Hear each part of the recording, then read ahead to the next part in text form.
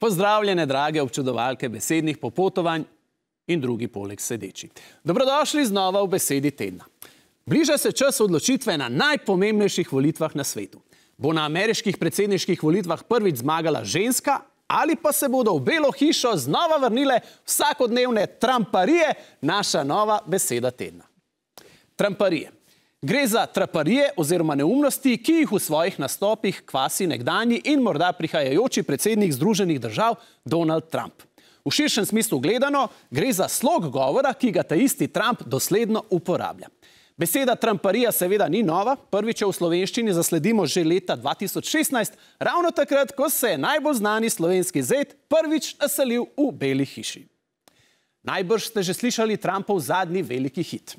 Migranti z Haitija v Springfieldu jejo pse, jejo mačke, jejo hišne ljubljenčke od ljudi, ki tam živijo.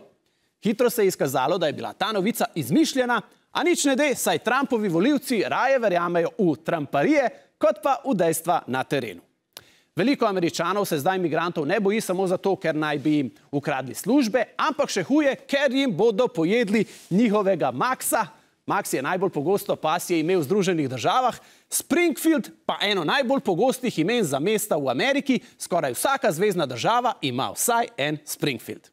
Ja, Trump svoje tramparije včasih trosi kar tako, včasih pa, kot kaže, tudi zelo premišljeno. Tako namreč svojo domačnostjo in preprosto šankovsko govorico najbolje nagovori ključni del svoje volilne baze, ameriški delavski razred. Tudi tiste najbolj revne, tako imenovani lumpen proletariat, oziroma zdaj jim rečemo tudi trumpen proletariat.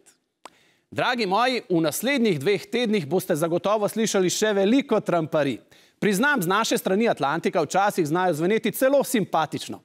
Vsaka simpatija do njih pa hitro mine, ko tu, v naši deželici, politiki po Trumpovem zgledu začnejo trositi naše, domače, slovenske tramparije, ki so bile naša tokratna beseda tedna.